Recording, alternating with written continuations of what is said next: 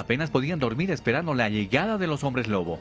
Estaban aterrados y exhaustos. Los más delirantes culpaban a la vacuna contra el COVID-19 de transformar a hombres en bestias. Que no quería hacerse vacunar porque se iba a volver en hombre lobo. Demasiado.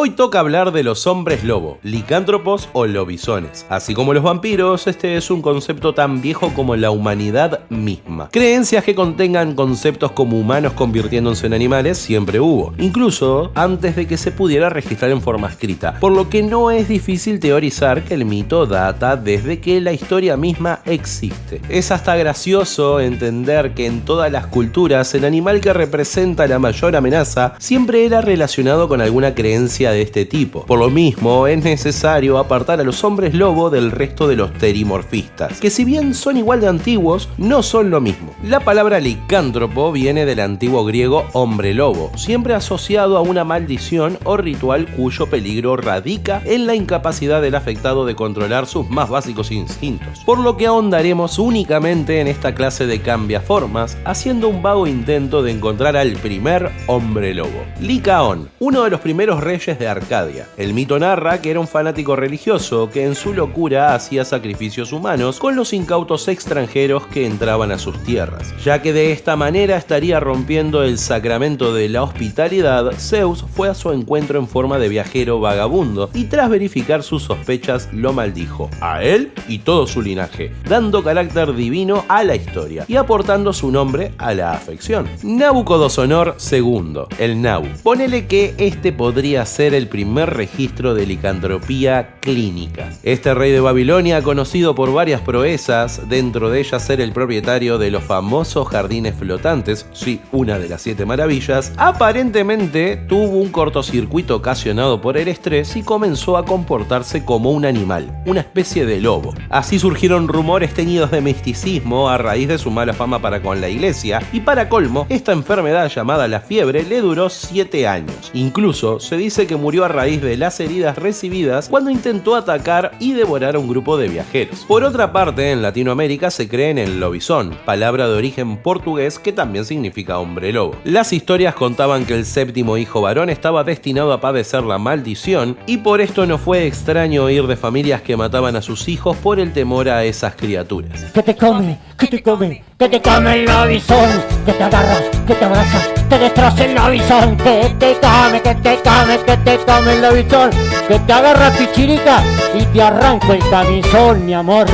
¡Wow! Bueno, si bien usualmente los licántropos son asociados al género masculino y la violencia, dado los variados orígenes que existen, también podemos hallar a mujeres condenadas a vivir con esta afección por hasta 7 años como consecuencia por algún pecado mortal. Y dato no menor, en sus orígenes escandinavos o norteamericanos, estos seres no eran vistos como una amenaza. Es más, eran protectores y o guerreros muy valiosos para tener como aliados. Hagamos un salto rápido en el tiempo.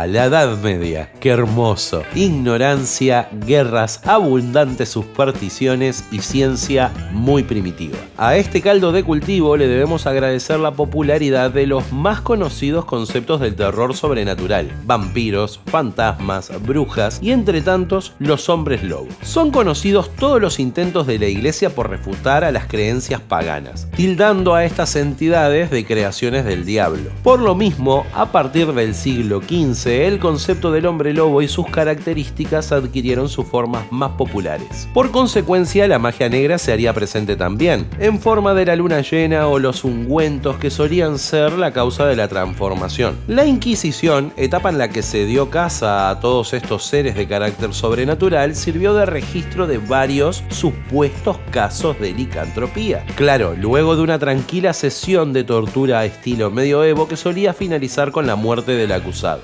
también se llegó a la conclusión inequívoca que la única cura para esta maldición era la muerte, ya sea con un arma de plata o por decapitación. La iglesia también es responsable de otra cosa, la profunda rivalidad de los hombres lobos y los vampiros, aunque inicialmente esto solo era debido a que competían por el mismo alimento. Los hombres lobos supieron gozar de ciertas leyendas que los posicionaban mejor en la escala de bondad de estos seres, o sea que eran menos malos. Se dice que un acusado de licantropía entre sus torturas alegó ser un hombre lobo que había sido enviado a una guerra contra demonios en el mismísimo infierno. Y a diferencia de otros acusados que también confesaban, él solo fue sentenciado a 10 azotes por fanatismo. También se cuenta que una noche de luna llena, una jauría de lobos entró a un monasterio y lo que pudo haber sido una masacre finalizó únicamente con la muerte de algunos monjes que justo habían sido acusados de corrupción, por lo que tuvieron cierto sentido los futuros intentos de supervivencia de los acusados, alegando no ser consciente de lo que hacían cuando estaban transformados. De esto mismo se podría decir que Francia fue el mayor exponente. Entre que los lobos supieron ser una verdadera plaga de los caminos y varios asesinos seriales excusando sus actos con la condición de licantropía, no es extraño ubicar a este país como uno de los principales productores de leyendas y ficción variada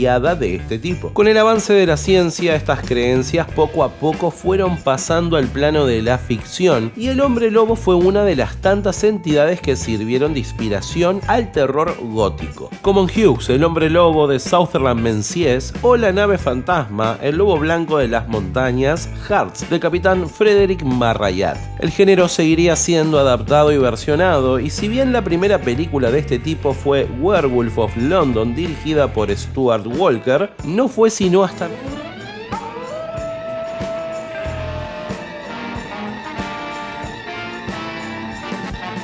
Whoever is bitten by a werewolf and lives becomes a werewolf himself. Esta producción no dejaría nada al azar, tenía todo, la forma de contagio, la metamorfosis y la manera de vencer al monstruo. Es indiscutible que esta película sentó las características del que sería conocido como el hombre lobo tradicional. Momento de trivia. ¿Sabías que el hombre lobo fue el primer protagonista del primer crossover del cine de terror? Bueno, ahora sí, por lo que pregunto quién fue su coprotagonista. A. Frankenstein. B. Drácula. C. El monstruo del pantano. A pensar. Mother grasshopper mouse tends to her pups. While tiny and adorable, don't be mistaken, this is not your common house mouse. From the day they are born, these mice are natural killers. Insects, lizards, scorpions, and even other mice are all on the menu. Before it enjoys another fresh kill, the mouse proclaims its territory by howling.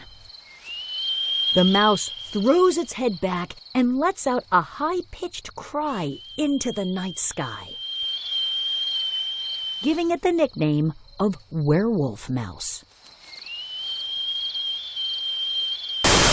Respuesta A. Frankenstein. En 1943 se estrena Dr. Frankenstein and the Wolfman. De hecho, la productora de cine de horror más exitosa de la época, Universal Studios, intentó, y con cierto éxito, montar todo un universo de seres monstruosos al buen estilo de la MCU de hoy en día. La licantropía estaba en todos los medios. Por un lado, los videojuegos, colocándolos como enemigos recurrentes o incluso personajes jugables. Y por el otro, con series televisivas que pretendían explorar el lado existencial del humano que debe sufrir la maldición, logrando un resultado, si bien similar, bastante más digno a los vampiros de Twilight. Anyways, déjame un comentario con la mejor película de hombres lobo a tu entender, así después hago un ranking. Dado todo lo comentado anteriormente, creo que estamos en condiciones de hacer una clasificación de hombres lobos, a mi humilde entender.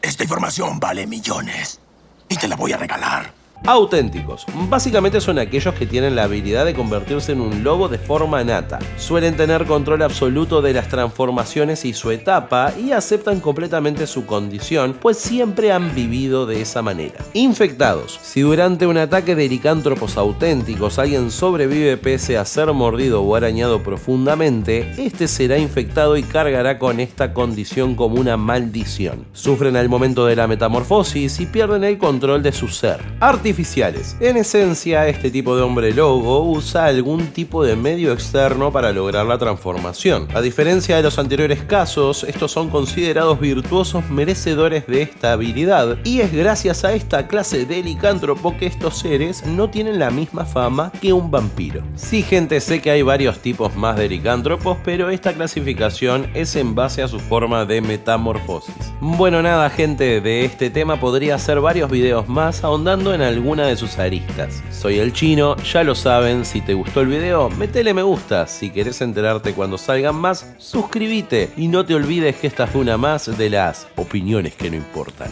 No te olvides de seguirme en las redes. Bye bye.